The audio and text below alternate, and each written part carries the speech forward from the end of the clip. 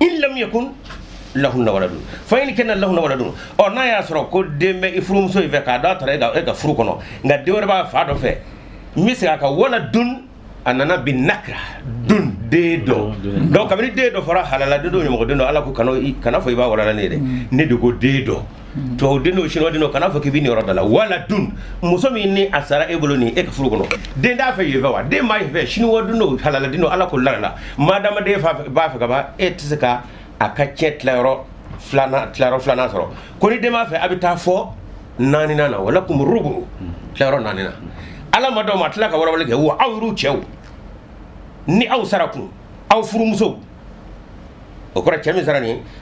furumuso mi ne ba ku de mi no ba fe ala ko na ya soro wala hunna rubu mimma taraktum naw ye chewe naw sara aw bi chemindo afurumuso kanga tlero nani na soro na ya soro de da fe in lam yakun lakum waladun ni de da fe donc de jume ñoy ni gañu mo de me français international fo yemi sore madame ede do ala ko muso inte saka nanna soro ble kada ka debi fe o ko nga ni dende ku ni de soro la ku ni de ba fe o bi nanna soro ni de da fe o bi nanna soro ko nga ni de ba fe fa in lam yakun lakum waladun fa in kana lakum waladun falahunna ithmun mimma taraktum min ba'di wasiyatin yusiya biha aw dini ni be ko me ka che ko me vone ni de ba ta nyum ko dino halala dino shinwa dino frafino ala ko te de ni yoro beide ko nga de ma kan yoro soro wasiya ko fe wasiya ko di ni fola ni juru bala juru di be bo chena folo kada ko kaju ni amami cheta juru be ko juru de boy ni juru boray banga to sabato ere sato e fem vo ne ka sagera ni ngumeta o kuma ko fana ka wasi kada ka wasiya ka juguni chen wasiya to afo e atoga fo turi leg ale ka juguni chede o kada ka ni ale chen fo kana ba fo min ba'di wasiyatin yusa bi haudeni juru ani testament min atwari ya dalaka min sabato bo fo o ka juguni chede o kuma na abina fo uya bwala ngutlala kana do alange ko malera masomo kada ka chorba ya bwa kono ngatla kana fo ko wasiyatu bisega kai o kasro wasiyatu ka jugu chere kurana da kunya niata kada ka ba fe ni sabato sara atsika maga ka cena fo juru ni wasiyatu ka bwala do ba jora ala era bolo juru ani wasiyatu no testament o ka jugu katime cheka o ni alhamdulillah ne ka fam yala qur'an kono amanya mo de wala mahala la wala machine wadi wa alenta na dedo a nyibe china nga ambe me kangale kadaka a bora kono che kono fe kana do fe ngono mi nyere ka bo chen o ma ba fa alhamdulillah na soro la kwa kon bi wasiyatu ta o kuma ka digu chen o kuma na alama abwala ble kadaka wasiyatu no kon fora o ka digu chen le wasiya fo fadilatu sheikh hukuma min kono docteur Doucouré Halea fo hukumina, c'est-à-dire que aller quelqu'un kokate donda bain fait de kofe mais aller à fo à titre de réparer na be feka khataou réparer c'est ça abiseka fo me karsa me wasa badi karsa ma me ateji ngon tulusu dugma me wasa badi karsa ma ni so ni korala ni klala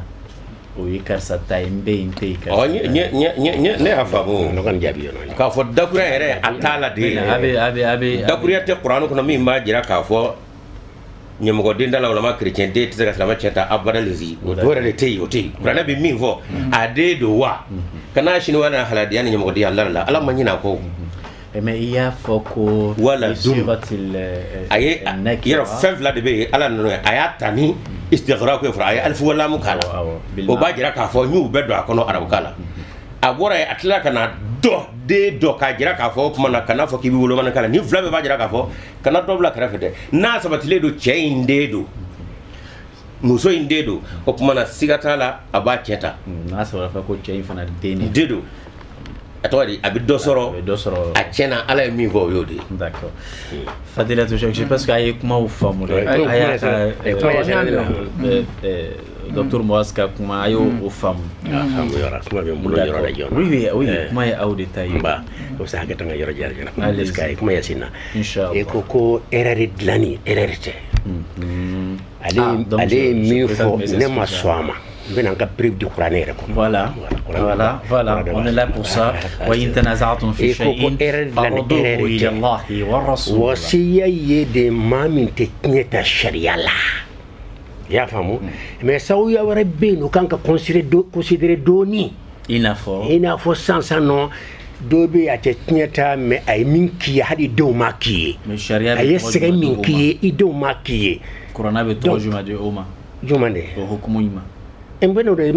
kan sisan ya famode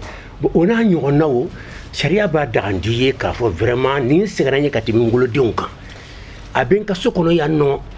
akanyira maya be ay baram ke ndo makenye bonendu satura abulla ko be bala nkilere nyami lonka testament de la ni fatura ninka dama wasa kana tato ya esawa wayi wasiya donc ere de la ni tere hakedu de be no de be jati minala ala kalimani ya dama mais munyu bo yona nyuma yambe na kai sanu te sharia kan oye sharia ere min préciser otoye sharia le bona ka solution de reflet harama dinya fan flala wayi la dawna nyona oye ko jantoko bon ale min foniye ka fo aywa din aya mun fo kon Qur'ana aya o de do ay min fo Qur'ana aya do ne be na min fo fone Qur'ana aya de 600 ya famu de mo din islamia kono ti dinye ni islamete wo de tiyai idinte ide ya fa no ko dine fo nyon ko idinte sharia islamia dine kono nga previer jumanye Allah ta'ala fo nuhuye ki idinte min ya soro halakali kunturu do o danger lembe tinyayo ya fa mama soro mi nuhu den soro a halakira wo do faya ma bali denya ma bali donc o danger ka bon katimi tinye gansama nuhu din ala kwa mai dinte a sura alayra ko ala mantiki ala ibn abi halaki mais min flanye ndembala de ala kwa ma idente o aya be Qur'ana kono o be Qur'ana ko de shiga sitala bon no istidrak voilà ay chorba do donc ma do photo ay do fo min de ala ma fo idete ala tiso fo c'est ça ala ma foti ala mi fo be innahu laysa min ahlik ala ko idete de no ne adu ngabe ne do ki kamata ala ma fo idete ala tiso fo non j'arrive faut noter suratu hudu de do ko fe ba mo bi ñon jabi de o tan o toydi fo nisianu ya fo mo khataw zuhul ne ye mi vo ala mo fala ma fadde de no ko rodla no ko jabi na avec la follow ala ba j'arrive et il faut noter ça va venir oui fadlashe laysa min ahlika ikadimba ya dote o ya burindi den kono pew ama fo ko laysa ayi akoy ikadimba ya dote wodi ya bori den kono pew kene kan et puis mbe mi fa yetone kadele bre be mbulo to ni tafsir kelaw de be dina kono min be qur'an dina be o balo katibne ko balo katibalika net oui tafsir non oye wajibi de hunaka shurutun litafsir la budda an tatawafara fi shurutu tafsir ni be qur'an fasari oye ala reka kuma di ni be farnya ka fasari condition de fo ka dafaila o be mu'lamin dahlin ne la katima alika o doye ibn kasir ye o doye tabari ye tafsir kala ba anema tafsir ci do ko ka ne may folo min ba fo kan yola ka fo ko dembe do tiela na sura ka dinete kelenye ma donc kuma be yande mais pour que malien ka famu ne ya amba famu parce que choroba ba fo kuma chama ko karsaw ba doni oluguye etc ne fait karsaw yere fana ya kalando comme aw yere fana ya kalancho amna karsaw madlan o ya soro ya makutli la yere ibn kathir ya sambinan soro ka soro kun pesega ebe minak at desego kere jomaya de kelala o de la tala kalana ala doni dama wa aka tafsiri kono fo ita yara ka fo ko khataw ereru ta kono ereru baden yere de ba kono c'est pourquoi do libanais anga doni kala libanais do sigina kan ka ke kurai alo tala ka famille fe ka ta fo ay ko bi siga kan ka fendo dilan akono to kurai donc me fe ka fo de le ho yara jabi no allez-y c'est ça non mais fait ka encore de du ko tafsir ka chane mai nabi mi ko ka yirana non nte débat kono amenali nete ale be jabi kasir fona ayta shok mala ne ki ma den ko condition de bala yi abebu condition donc ka pour me fasari condition ma dafa on na ka ma dafa alela fa hunaka shurut non mena Non, mais non. Non, Amina. Parce que dina bɛ sɔnna mɔgɔ minnu ye l'honneur de don monde kɔnɔ ka fɔ tafsir i n'a fɔ Ibn Jalalaini. Ya faamu. Mais Al Jalalaini ninnu ye erreur kɛ. Ayi mais tafsir bɛɛ ay kelen bani n'a m'olu ka kuma bila non je vais dire à imam Doukouri an ka tafsir bonya non an ka olu ka an ka taa de yo abaw n'an kuma docteur kan n'an kuma docteur ya kan an bɛ docteur ka kuma fɔ dɛ parce que an bɛ tafsir de kunna sisan fo tafsir kɛlaw ka kuma ka fɔ Fadilatou Cheikh n bɛ fɛ k'a fɔ dɔrɔn ne bɛyina kɛ Hussein entre parenthèses ko e bɛ o mun fɔ ko ninnu bɛ aw sanfɛ tan o kuma kanen hukumu kɔnɔ nin fɔ maintenant babu min an bɛ min kɔnɔ sisan ne ye ɲininkali kɛ de est ce que a ye mun fɔ kuranna kolo de don i ko awɔ e yɛrɛ fana ye dɔ fɔ o ye kuranna kolo ye a ma ɲɔgɔn faamu o la ka ba kuma kisɛ kelen b'a kɔnɔ e ko aya in ko ahal ɔ bon anw yɛrɛ maliyɛnw ka an y'a kalan cogoya min na an y'a partie civile an y'a faamu ahal o arabu kan kelen in de bɛ lisan arabu kɔnɔ mu'annas tɛ min na ahal mu'annas tɛ arabu kan kaida kɔnɔ c'est à dire que c'est un mot qui n'a pas de féminin ni ko ahal cɛ de don mudhakkar de don mu'annas t'a la o kɔrɔ sa i t'a wala al non sisan a tɔgɔ de kuma fila bɛ dugu la innahu laysa ibnuk a yala mun fɔ a ma fɔ laysa ibnuk a ko innahu laysa min ahlik wa ahli rajuli qad yakun majlisi a bɛ se ka kɛ a ka sigida ye a bɛ se ka kɛ a yɛrɛ wolodo ye a bɛ se ka kɛ fɛn wɛrɛ bɛ don a kɔnɔ min tɛ wolo caman bɛ se ka don ahal kɔnɔ n'i ko ahal kɔni a tɛ khas a tɛ mais histoire kɔnɔ a den wala den tɛ a yɛrɛ a tilen sa o sa an bɛ mais e kɔni b'a dɔn maa den tɛ ka ne bɔ nuhu den min fɔra tafsiritigi bɛɛ bɛnna k'a den de don oui a den don wala a den de don mais an m'a fɔ k'a den tɛ an bɛ ahal lima ahal an m'a fɔ a den tɛ dɛ a ye den tɛ a ko yɔrɔ to yen an ka tɛmɛ an bɛ tɛmɛ a ye duwawu kɛ parce que i ko tafsiri ko an ka bonya o kɔrɔ o k'a ka mɛsɛn ala ka an bɛɛ assiste a ko de jankata bɛ nali a ko den ma n'an ka taa den yɛrɛ kama ko sa awi ila jabali yasumuni n bɛ taa nin kulu in fan fɛ a kɛ a ko non la yasumali yawm mais kɔfɛ a ko ala ma ala ni min ahli inna ibni min ahli mais ala ma fɔ innahu laysa ibni a ko ne den n den ye n dɔ ye a ko non n ko jaabiya ama sɔrɔ a den de don dɔnnikɛla bɛɛ jɛn'a kan i ye tafsiri fɛn fɔ tafsiri si m'a fɔ k'a den tɛ mais ala ye jaabi min di a ye arabukan mun de halaki sama a ye arabukan mun de halaki sama san a ka banbɔnciya de voilà a ka diinɛ a ka diinɛ a ye fa ka diinɛ bila a ye fa ka diinɛ bila o de ye halaki o de ye sɔnbaliya ye kɛ mɔgɔw bɛɛ caman halakila ka sɔrɔ o ma cɛ yɛrɛ fɛ n'u yɛrɛ y'u ɲɛna mais débat n'est pas là-bas débat est sisan sisan a y'a fɔ ne ma kuma nin yɔrɔ kan n bɛna o a bɛ kuma d'an ma débat an bɛna donna fɛn dɔw kan an bɛ débat tunu an yɛrɛ la quoi sisan kuma bɛ yɔrɔ min na k'a fɔ mɔgɔ min bɛ diinɛ kelen na minnu tɛ diinɛ na o tɛ ɲɔgɔn tiɲɛ ta kuma t'o yɛrɛ ta o ɲini o tɛ nin question kɔnɔ yɛrɛ mɔgɔ fila minnu tɛ diinɛ kelen na an ka kuma t'o kan mɔgɔ fila minnu tɛ diinɛ kelen na n bɛna o kuma bɛ ayi kuma tɛ yen kuma bɛ yen de sisan ayi kuma bɛ yen sisan de den bɛ se ka fa in tiɲɛ ta a tɛ se de ani mɔgɔ fila min tɛ diinɛ na sa a ye lamɛn fɔlɔ a b'a to ni dɔ bɛ kuma a b'a to an fana ka fɛɛrɛ kuma ma a kana kuma to fan kelen kuma n'i ye kuma fa dɔ to yen n bɛna o mais a ma to yen o n bɛna o parce que a bɛ fɛn fila de ɲagami kabini o don o y'a disa in fɔ a tɛ nin kɔnɔ yɛrɛ sisan ne bɛ se ka muso furu furu bɛ n'a cɛ o furu yɛrɛ yɛrɛ ye mais a den bɛ kɛ chrétien ye o ala ka n'a cɛ jɛn k'an kisi a ma o tɛ wa o de ka ye o ye mɔgɔ fila min tɛ diinɛ kelen na o kiti de bɛ yen mais sisan kiti bɛ an bɛ kuma dɔ de kɔnɔ contexte dɔ de kɔnɔ furu ma daga muso ni cɛ min cɛ ani furu min ma kɛ silamɛya furu ye o den min sɔrɔ olu kɔnɔ i m'o denw de fɔ wa furu bɛ se ka kɛ silamɛya furu ye den bɛ sɔrɔ a kɔnɔ a bɛ kɛ kafiri ye o de ye mɔgɔ minnu tɛ diinɛ kelen na o tɛ ɲɔgɔn tiɲɛ ta o bɛ taa o contexte kɔnɔ k'an bɛ tiɲɛ ta de kan voilà sisan an bɛ yɔrɔ min furu min ni silamɛya furu tɛ den min sɔrɔ olu kɔnɔ o den bɛ tiɲɛ ta wa t'a ta kuma bɛ yen de an bɛ taa an bɛ wuli ni débat ye a ye hadisa kuranɛ aya min fɔ kuranɛ aya jɛla foyi t'a la kuranɛ aya ma fili kitabutigiw ma fili ni aya fɛ n m'a fɔ an ka tafsirikɛlaw tɛ fili dɛ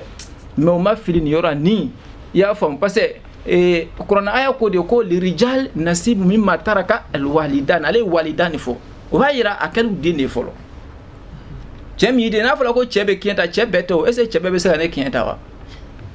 ne ye cɛ n bɛ se ka Cheikh Yakubu Dukure kiyɛta wa fo n ka k'a den de fɔlɔ wa mun bɛ n k'a den ye sariya la furu de bɛ n k'a den ye an kana mais furu de bɛ n k'a den ye donc sisan ni furu tɛ i bɛ se ka k'a den cogo si o a tilala ka min fɔ n bɛna azwajukum a nana n'o fana ye i y'a faamu ko fɛnkɛ walakum nisfu ma taraka azwajukum o tɛ wa a furumusow u ye min to a b'o tilan ta o ma fɔ wa bon ni ko bɛ nin daga k'an bɛ nin yɔrɔ daga donc n'a fɔra ko i furumuso sisan est ce que furu ma tɛmɛ ni muso min cɛ o i den fana ba o kafoɲɔgɔnya ma tɛmɛ o cɛ wa o tɛ wa o fana bɛ se k'i kiyɛn ta wa il va répondre voilà e ka mun de fɔra ten i furumuso muso min fana fɔra k'aw musow fana b'u kiyɛn ta muso ma bɔ muso la yan fana o hakilila est ce que a ye muso dɔ fɔ min ye jɛnɛya kɛlɛ ou bien fɛnkɛ ayi dɛ kuma bɛ ka fɔ tiɲɛ de ka o n ka m'o de ma o kiyɛn kelen don ka fɔ tiɲɛ ka ban tiɲɛ kɔrɔ ye i sara ka min di ka fɔ e bɛ ka mun de fɔ tan ala ko ni a sara ka a tɔgɔ di a sara a musow olu ta ye a ka tila yɔrɔ 4 n'a ye n'a y'a sɔrɔ den tɛ a fɛ aw musow kuma bɛ den de kan n ka m'o de ma aw musow muso bɔra muso la wa est ce que a ye fɔ muso tɛ se ka kɛ ne muso ye o ayi sa n bɛna o komi den ko ta i ko k'u ka den ma bɔ den na a ye muso fana fɔ muso fana bɔ muso la o donc maintenant a ma fɔ nisa kun dɛ kana ka ɲami zawuju ye jumɛn ye o ye furu ni furu ta se ka fɔ zawuju ye furu de ye n bɛna o kuma na ni ala ko a furumusow a ma fɔ muso dakuriya muso ni furu t'a kɔnɔ a fɔ nisa hukum zawuju sisan n bɛna o ale hinɛ min jara bɛ o yɔrɔ wɛrɛ bɛ yen muso dama ni n'a fɔra ko nisa ni furu tɛ o a fɔra ko nisa hukum harisu lakum fatu arsakum an nashitum o ma fɔ wa aw musow ye aw ka furu a ye don aw ka furu cogo bɛɛ donc muso ma bɔ muso la o muso ma bɔ muso la donc muso y'an diya an bɛ se k'o k'an ka furu ya muso jumɛn tɛ furu ye a fɔ n k'a mɛn n bɛna o an bɛ se ka don bɛɛ la cogo min y'an diya la sisan donna ye sisan min kɛra i ta ye n'i bɛ se ka don la o kɔntɛ ni ala ko harisun mun de b'a k'i ta ye muso bɛɛ ye furu ye mun b'a k'i ta ye mun b'a k'i ta ye mun de bɛ muso in k'i ta ye furu dua min n'an bɔra o la voilà donc n'o fɔra kuranna o kelen don den fana mun de bɛ den k'i ta ye kuranna mana kuma ka ban a ma se k'a fɔ ko den bɛ tan muso bɛ tan nin bɛ tan o kuma o sabu o kɔrɔ ye ko kuranna banna kɔnɔ bɛni ɲɛmɔgɔden ala tun t'a kalama k'a fɔ ɲɛmɔgɔden bɛ na donc a y'u to ten a ma tiɲɛ d'u ma hakili yɛrɛ bɛ sɔrɔ ma ten n'i bɛ ka kuma Muhamadu tɛna diɲɛ ban warahmatan lil alamin non ni dakuriya kɔni tɛ ka ban k'i bɛna ni kuranɛ lajɛ n'i sera ka hakili kɔnɔ bɛni ala ye y'a dɔn ɲɛmɔgɔden bɛ na wa mɛlɛkɛw ma ɲɛmɔgɔden da ala de y'a da ala ka dɔnna diɲɛ kɔnɔ ko tiɲɛ t'o fɛ hakili yɛrɛ bɛ sɔrɔ ma cogo di donc tiɲɛ tɛ o kama kuranɛ ne ye aw ala de y'a fɔ n bɛna o hakili ko tɛ o labas ala aya jumɛn ala y'a fɔ kuranɛ na an bɛɛ y'a fɔ o don an ko ala m'a dɔn ko wa in tanaza'tum fi shay'in mina aya fi ɲɛna sisan wa rasul an balima silamɛw kɛlɛ tɛ foyi tɛ dɛ nin de yɛrɛ ka ɲi sigida la dɔnnikɛlaw ka sigi u ka kuma sama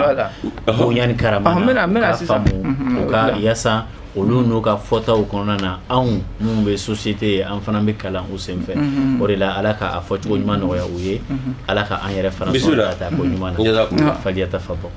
ala y'a dɔn k'u bɛ na ka tila k'a fɔ ko kiɲɛ tɛ d'u ma o tɛ wa mais ala y'a dɔn fana i y'a faamu ala y'a dɔn an bɛɛ m'a fɔ kuranna ayaw kɔnɔ yan ko furu tɛ an n'u cɛ wa an m'o de fɔ wa ala m'a dɔn k'u bɛ kɛ ka tila ka ban k'u furu wa o tuma a y'u tɔɲɔ wa ne y'o yɔrɔ de fɔ yan nɔ furu tɛ jɛ o tɛ tɔɲɔ t'a dɔ wɛrɛ nɔfɛ kɛ ne m'a fɔ ala de ma ban k'an ka n'o furu masalan anw tɛ sɔn ka furu jeliw ma nka o kɔrɔ tɛ k'a fɔ ayi n ka n t'o yɔrɔ ma o ni dɔwɛrɛ bɛ a bɛ t'o furu ne ka kuma tɛ dɛ mais ne y'a bali ka nin jɛ ta a bɛ taa jɛ ta a bɛ taa ta balimakɛ dakuruɲɛ tiɲɛ o kama n ko karamɔgɔkɛ ko c'est dangereux ou bien délicat an ma don a la n'a fɔlɔ nin ma ça ce n'est même pas dangereux c'est très dangereux ne dɔ nana diɲɛ kɔnɔ k'a fɔ ko o ka hakɛ tɛ tiɲɛ na i yɛrɛ ni ala cɛ ala b'o fɔ cogo di voilà o kama aw ka dakura ma se ka na ne de ye n da fɔ o ayi an ka dakuruɲɛ bɛɛ nana kɛlɛ lirijali nasibi ma tarakal walidan an ye kumana yan den ala ko cogo era ka bamanankan ye wa bɛɛ ka aya ko den cɛmanw a ye kiɲɛ d'u ma ani den musomanw a ye kiɲɛ d'u ma a b'o fɔ wa den jumɛn don den min ye dɔɔnin dɔ kɛ afwan kuma wɛrɛ b'o kɔfɛ wa a den ma dɔn cɛ tɛ denw ma wa kuma tɛ d'a ma dɛ den tɛ o diɲɛ kɔnɔ cɛ tɛ min na o tigi bɛ min e bɛ se ka ala m'a da wa a filɛ nin ye i ka aya in filɛ nin ye a b'a kɔrɔ fɔ an ye nususan an k'a faamu textuellement a ko للرجال نصيب مما ترك الوالدان والأقربون للرجال الرجال جمع رجل وللنساء ما بنوا الأقربون نافو لكم مسؤول منو ما بيبلو منا mais il faut que aya nasuka famu na famu na befe sisa amta parce que ebadon ale badon mais on ta don on ba ulama on ta don dona ke don ba ko ya abe panfen chama ko na antena fa do sorala voilà ولله أكو للرجال نصيب مما ترك الوالدان مما ترك الوالدان من هو الوالدان الوالدان معروف non معروف non أكو فو بمنا درام للرجال نصيب نصيب نتسكا دو ديبا كونو مكا كالاندي درون او ديبا نيا فوان نتسكا ديتايوا او ديبا كروفو اكو للرجال نصيب كون يوروكا دي تشموما مما ترك الوالدان بانغ بافلا يفهم توي والاقربون اني بالمسروم وللنساء ani muso fana nyoro ka duma nasib balma bange ba mintu nyoro mimma taraka alwalidan bange ba fla ye mintu wal aqrabun anu balma suru mimma qalla minhu o doya la saw aw kathur wal ma chara nasiban mafruda o ala ka farda de akaduma voilà c'est ça ama ñoo fam mundi la problème be romi ay balma ni dem fo c'est ça fani balma est-ce que ay balma ay fa al aqrabun ni ne ma balma fo me ko kurana ya fo menaw kurana e balma mo fo ça me balma ke balma e furu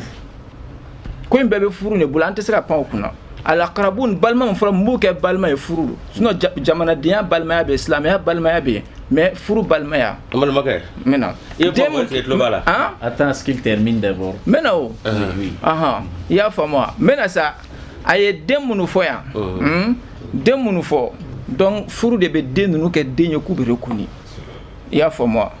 furu de be denunu ke denye ku be rekuni rekoni o juma e bamana o be la ko donc a fo ko deundo denga fo ko ni karsa den islamia la nete se ga denye machi bolo ni furu matemo nyonche ya famu ou bien islamia do ka shira ka fo ko furu be ka fo ka dendo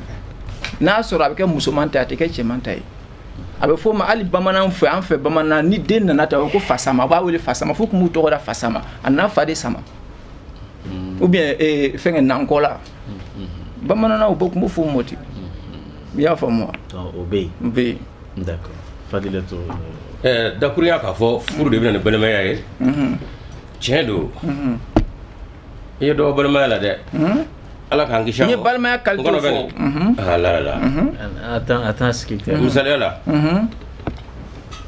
ne balom so ye de soro ne mo denu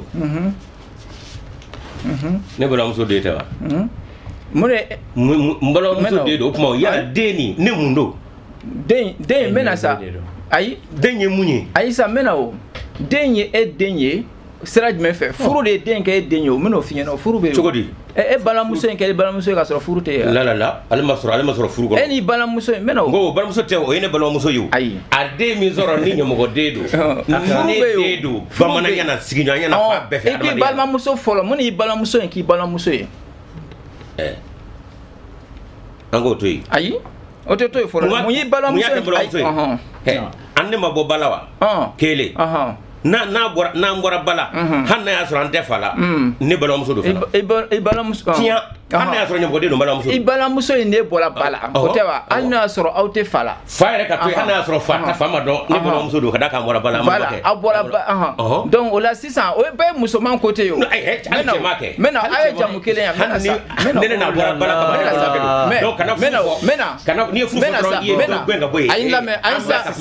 Ayisa n lamɛn ala min ye kuranɛ jigin an balimakɛ ye o ala de ye adamaden bɛɛ da ala da b'a dɔn ɲɛmɔgɔ den yɔrɔ ma ban sa n bɛna yɔrɔ donc dakun ye cɛ ye yan nɔ ɲɛmɔgɔ den tɛ se ka bɔ min de chrétien den min n'a sɔrɔla silamɛ fɛ a tɛ se ka bɔ nin kɔrɔ kuranɛ kɔnɔ fiyewu walayi a bɔra a kɔnɔ fo ni k'i b'a don jagoya sinon kuranɛ a ye fɛn fɔ parce que maintenant e tɛ se k'a fɔ k'e tɛ ba sogo fɛ mais i b'a naji min o bɛ se ka kɛ cogo di an ko ko furu tɛ yen cogo di an bɛ den sɔrɔ den na bon sisan Ayisa n bɛna o den la question Oustaz Fadilatou Doucouré aya fola للرجال نصيب مما ترك الوالدان والأقربون وللنساء نصيب مما ترك الوالدان والأقربون مما قل منه أو كثر. وزاد الله قائل نصيبا مفروضا. فما تفسيركم أنتم كالباحث؟ من تفسير فرقومي أبيتين من نفر القرآن آية من ديما في كنيا سوفر لكنو فنا بلا الله تعالى القرآن كنو كي دينتي pourquoi دينتي أي أتوقع أي أتونا مسامنا ليو يا فهمو voilà c'est très intéressant أدينتي دون كولا يا فهمو mais شريلا أدينتي ala mo fo bon mo be tafsir fo duna kono nek ni ay an kan ilo kan ngam batike fo min daw ahlu amade fo atunga ban fo ya ni ahli fo ya famu ahli ni koro tafsir kala famba fe anye fe ou ya do denya de kono bon ambina sigi ya kambe duna be fo nyonya o e danger de il faut que anka on stella ah bon kram ko rek mande tay fo tano ay kram de ko ma tafsir famba be o tay fo ay lo ne be mi fo la tafsir famba be bo de ka tabari fana bola e ko tabari ye tafsir ba mun ye tabari fo tabari ye filiba ke na fora sisa mama be o ba ka fo chena ni ngalo donc adama de do na ama puto filio anko majorité na fora ko duna tafsir ke la famba duna tafsir ke la famba be tara mi fe bu se ka fili ga ba o kuma kana fo ko kuma ta garanga ko se tabari ka fili fo la tafsir la de amma ni aka tafsir kla aka loni tafsir la billahi ya keme aklen tan shikuna c'est vrai tafsir mina fo ça ne tabari do mari ne ko tafsir ke la be na kono e be a majorité be voilà a be rede ne be ambe mi ka yo de fo bo etan jonde etan fo tafsir ke la wala ne tay fo emo krokele de fo ne tan ere de bo fo ne ya blase ere bo fo wonna ko abata sura bo tafsir geleke min da do joro o de ba ko de do bona konta ala mi fo ni chew fo sara ni fo o de be tafsir ko dina yoro e français ma dale yi anglais bo de suraye bo e tan tafsir kele di mande o fo voilà bon ça flana we bo kuma flana hafla wa tislama ça نعود بعد